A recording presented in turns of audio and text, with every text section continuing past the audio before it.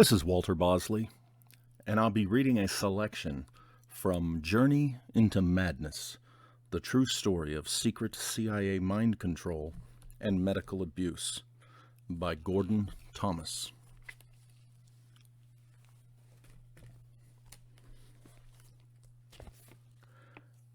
Beginning in 1969, a team of agency scientists from the Office of Research and Development, ORD, ran a number of bizarre and potentially far-reaching experiments in mind control.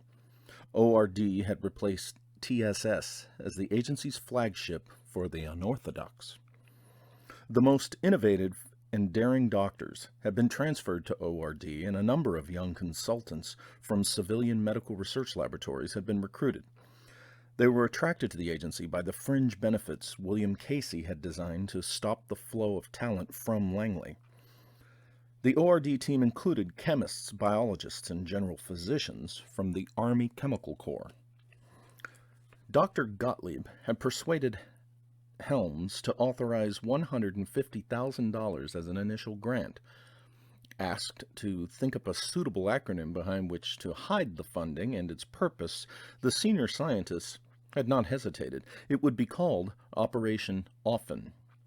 Operation Often's roots could be traced back to the research Dr. Cameron had approved in trying to establish links between eye coloring, soil conditions, and mental illness. Working his way through the files Buckley had brought back from Lake Placid, Dr. Gottlieb came across the uncompleted research and was again struck that, as in so many areas of interest to the agency, Dr. Cameron could have been on the verge of a breakthrough in exploring the paranormal. Operation Often was intended to take over the unfinished work and go beyond, to explore the world of black magic and the supernatural. The ORD team first tried to create a super virus by exposing a range of already deadly bacteria to ultraviolet light, a logical extension of the soil experiments conducted at the Allen Memorial Institute.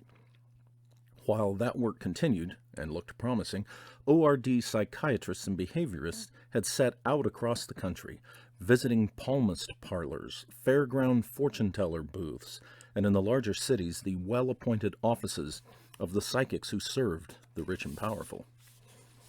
The agency men generally introduced themselves as researchers from the Scientific Engineering Institute. A number of clairvoyants were persuaded to become consultants to a vaguely defined educational research program. It became a common sight around the Institute to see long-bearded men or gypsy-garbed women talking earnestly to preppy, gray-suited behaviorists about how to identify and interpret lifelines and distinguish the different bumps on a person's head. An astrologer from San Francisco who specialized in delineating character through the color of a subject's eyes was brought to the Institute and carefully questioned before he was unmasked as a fraud. However, he still received his travel expenses and fee. Undaunted, the CIA continued to search for ways to use the paranormal in spying and counterintelligence. In October 1970, the possibility of stationing psychics at strategic points around the Soviet bloc was considered. The intention was to use their powers to tune into places like East Berlin, Warsaw, and Moscow, and see what vibrations were picked up. The proposal was abandoned because it was discovered it would take years for the psychics to become fluent in Russian. A medium was taken to the United Nations building in New York and asked to wander through its public areas, accompanied by an agency operative equipped with a concealed camera. Whenever the clairvoyant felt himself in the presence of an evil type of personality, he was to inform the operative. In the weeks that particular experiment ran, not a single evil type was discovered. The agency went to considerable efforts to get the palm prints of that old boogeyman Fidel Castro. These were studied by the palmists, who were not told to whom the prints belonged. Castro was variously described as a born leader, a deeply religious man, perhaps a person high in the church, possibly a future pope, and a male with strong homosexual leanings. The latter tidbit was passed along to the political psychological division and incorporated into the Cuban's psychoprofile. By May 1971, Operation Often had on its payroll 3 professional astrologers. Each received $350 a week plus expenses to cover what they claimed would be their loss of regular earnings. Their task was to predict the future. The astrologers sat for hours in soundproof booths in the Scientific Engineering Institute and read a wide selection of newspapers and magazines. They extrapolated items that psychically alerted them. They taped what came into their minds about how some particular event or happening would develop. There were interesting predictions. One astrologer forecast that President Richard Nixon would win a second term, but would experience severe political damage during it, though the seer had not mentioned Watergate. Another foresaw that the Vietnam War would end in disaster for the United States. Not a difficult piece of forecasting for a conflict that was now costing $25 billion a year, and with American debt approaching 40,000. Nearer to home, the astrologers all saw an increase in serious crime, while internationally, the hijacking of airplanes would become the single greatest threat to travelers. Asked by the behaviorists to produce a psychoprofile of a typical skyjacker, the palmists settled for a young, dispossessed Cuban type of personality, apparently a youth who was impetuous and disillusioned enough with the United States to be prepared to risk his life to hijack a plane to the island. The psychics were asked for suggestions to combat the hijackers. Among the more memorable ones were that airline stewardesses should be trained to seduce hijackers. Passengers should be made to travel in their undergarments, with an airline cloak to allow them their modesty. And before each flight, the pilot should play through the aircraft public address system that the Cuban national anthem would be played, and they would arrest anyone who stood up. The only suggestion the agency passed on to the airline industry was that every pilot should carry approach maps for Jose Marti Airport in Havana. By early 1972, Operation Often had taken on 2 more palmists, both Chinese Americans, to probe still further how hand-reading could be adapted to intelligence work. The agency behaviorists already knew that different cultures produced varying personalities. Each society had a particular vision of masculinity and femininity, of rights and obligations. The question the palmists were asked to answer was how much of this could be discerned from palm lines. The hand readers set to work. Posing as educational psychologists, they visited a number of ethnically variable communities, traveling north to Alaska to study Eskimos and south to New Mexico to look at the hands of Indians. While they were about their business, Operation Often went deeper into demonology. In April 1972, an oblique approach was made to the Monsignor in charge of exorcisms for the Catholic Archdiocese of New York. He flatly refused to cooperate. Undaunted, the agency behaviorists approached Sybil Leek, a Houston sorceress who cast spells with the help of a pet jackdaw called Hotfoot Jackson. With the bird perched on her shoulders, Mrs. Leek gave the 2 very nice gentlemen from Washington, as she called them, a fast course on the current state of black magic in the United States.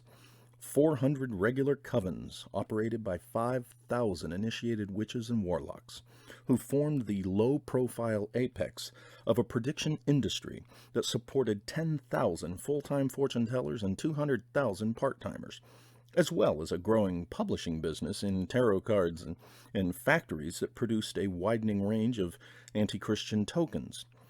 Satan was not only alive, but thriving in the United States. To corner him for the agency, it was recognized at Langley that the devil must be made respectable. Working through conduits, the Scientific Engineering Institute helped fund a course in sorcery at the University of South Carolina. 250 students enrolled. The scientists of Operation Often studied carefully the results of classes devoted to fertility and initiation rites and raising the dead. Concurrent with these investigations, ORD had taken up the challenge of brain implants. The failure at the Bien Hoa Hospital in Saigon was rationalized. The The team had been in too much of a hurry and had worked under far from ideal conditions. The proximity of a full-scale war was not the place for such delicate experiments. Before setting up their own program, the ORD scientists evaluated the results achieved by Dr. Jose Delgado, a Yale psychologist. He had faced a charging bull fitted with electrodes in its brain, and with no other protection, save the small black box in his hands. Dr. Delgado had deliberately goaded the bull by activating the implant that provoked the animal to become further enraged. Then, with the bull almost upon him, the psychologist had pressed another button. The animal promptly stopped in its tracks, the result of a signal transmitted to the electrode implanted in the part of the bull's brain that calmed it. Dr. Delgado freely admitted that his method of remote mind control was still crude and not always predictable, but Dr. Gottlieb and the behaviorists of ORD shared the psychologist's vision that the day must come when the technique would be perfected for making not only animals, but humans respond to electrically transmitted commands. Dr. Robert G. Heath, a neurosurgeon at Tulane University, had brought that prospect closer through his experiments with the electrical stimulation of the brain, or ESB, to arouse his patients sexually. Dr. Heath had actually implanted 125 electrodes in the brain and body of a single patient, for which he claimed a world record, and had spent hours stimulating the man's pleasure centers. Like Dr. Delgado, the neurosurgeon concluded that ESB could control memory, impulses, feelings, and could evoke hallucinations, as well as fear and pleasure. It could literally manipulate the human will, at will.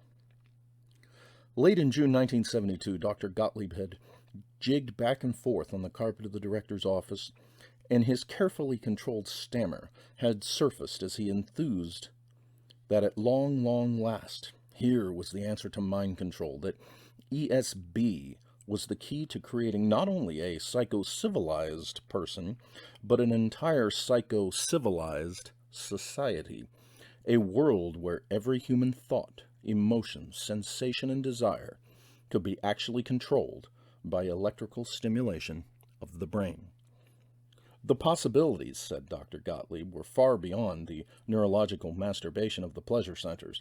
Not only could a rampaging bull be stopped in full charge, but humans could finally be programmed to attack and kill on command. Another step forward was about to be taken in the agency's search for the Manchurian candidate. Helms agreed that research into ESB should come under the direct control of Dr. Stephen Aldrich. A former medical director of the agency's Office of Scientific Intelligence, Dr. Aldrich was widely regarded among his ORD colleagues as a pathfinder. From dawn to dusk, he spent his time speculating, theorizing, and experimenting with the possibilities of harnessing ESB for intelligence work.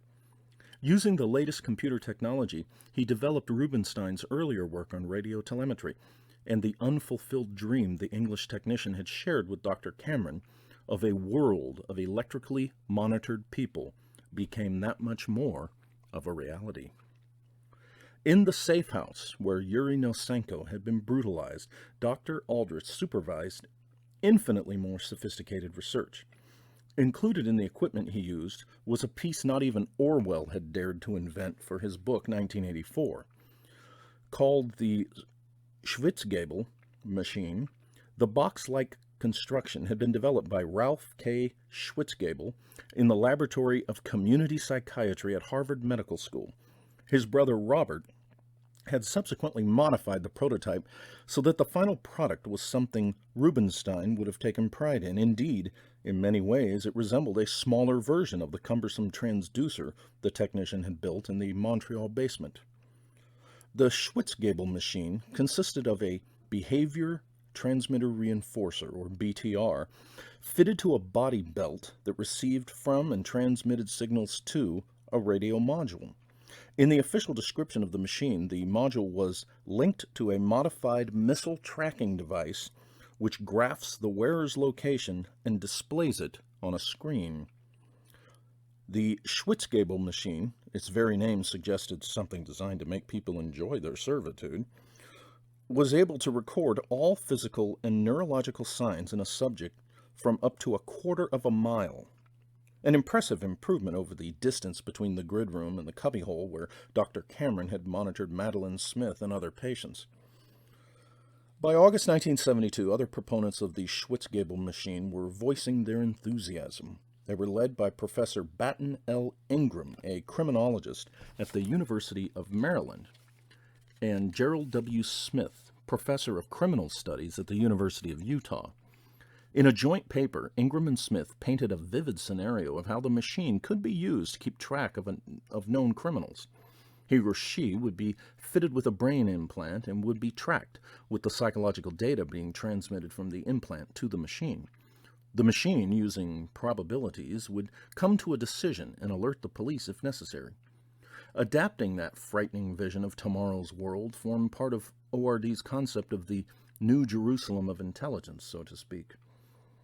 On September 20th, 1972, the station chief in the U.S. Embassy in Ottawa reported to the Directorate of Operations in Langley that Dr. Morrow was still actively pursuing her legal action against the Allen Memorial Institute and Dr. Cameron's estate. The intelligence officer regularly reviewed what, if any, progress Dr. Morrow had made.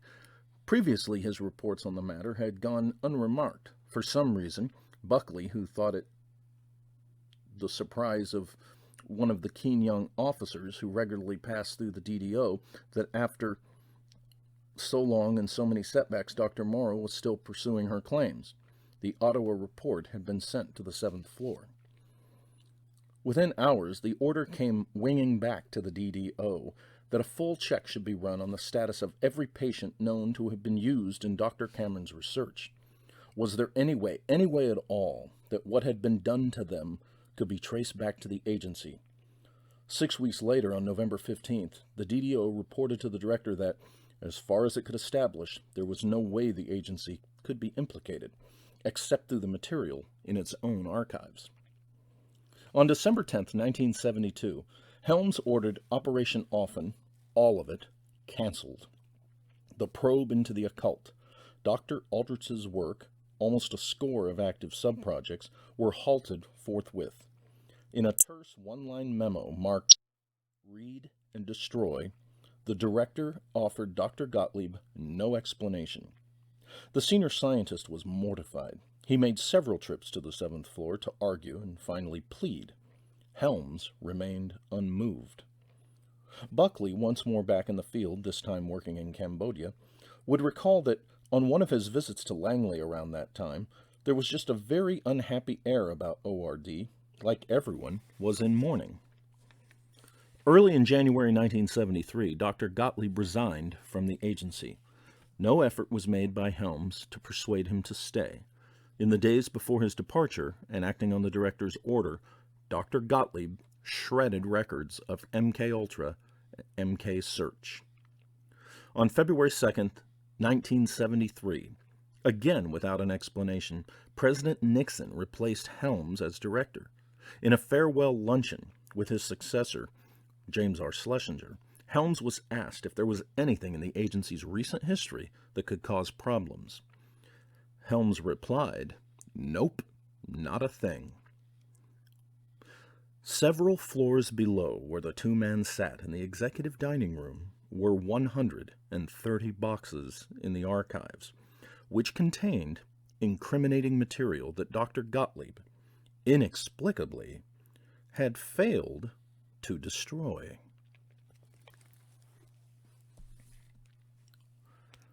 This is Walter Bosley, and I've just read a selection from Journey into Madness, the true story of secret CIA mind control and medical abuse by Gordon Thomas.